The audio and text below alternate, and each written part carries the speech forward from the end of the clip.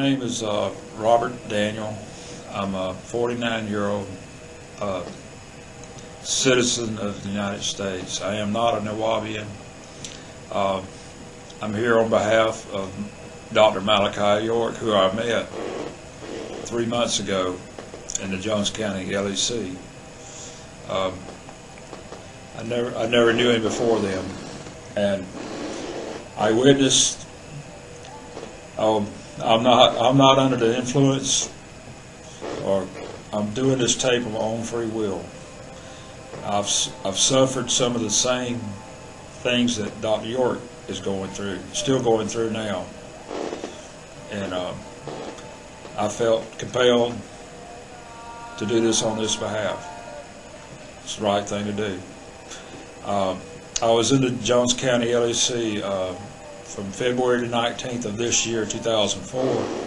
I was released 3 days ago, July 20th, I believe the date was, on a Monday.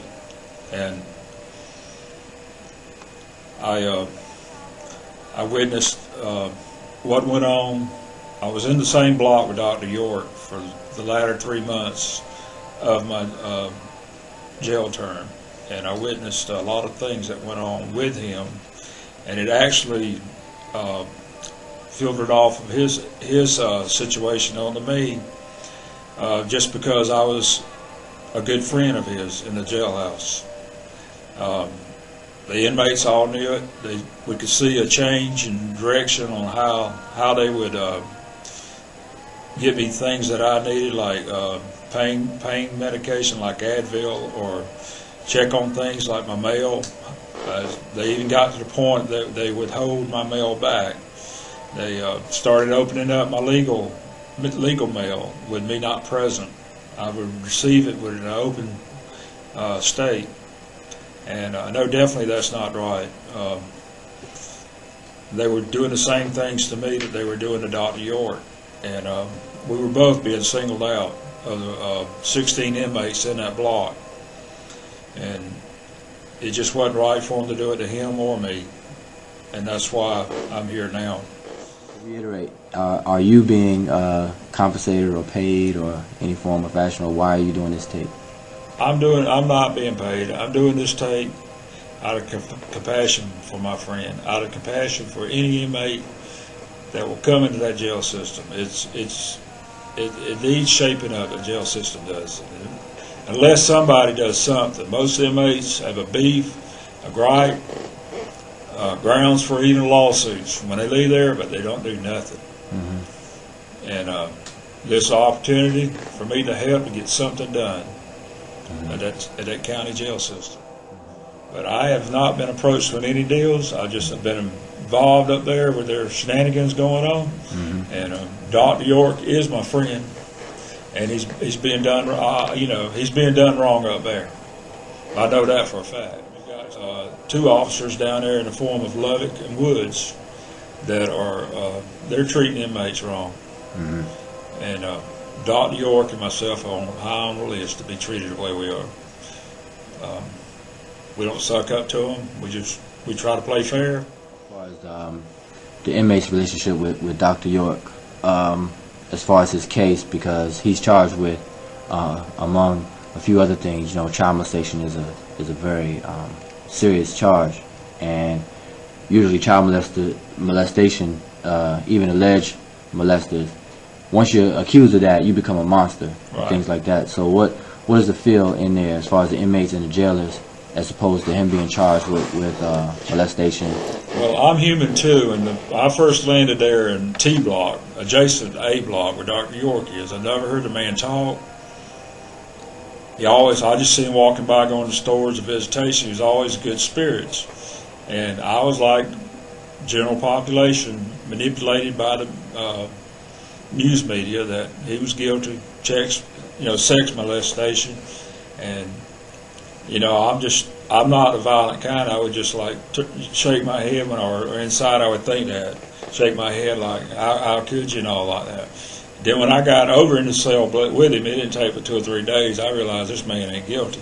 Mm-hmm. It's just certain vibes people put out, and everybody, a lot of them were getting closer contact to Dr. York through me. I would get to know them where he would like alienate from him because he didn't know him, and I would tell him he's all right, he's not out to get you, nothing like that, or playing their games and all.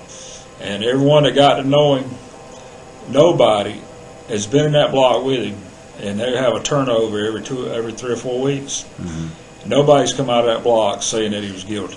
Mm-hmm. Everybody that has been in that block with that man realized he was innocent. The people in my world, I run across that debate with them now. They're relying on the news media that says he's guilty, and I get tired of them saying he's guilty, but I won't get tired of saying he's innocent, because an innocent man shouldn't have served time. Right.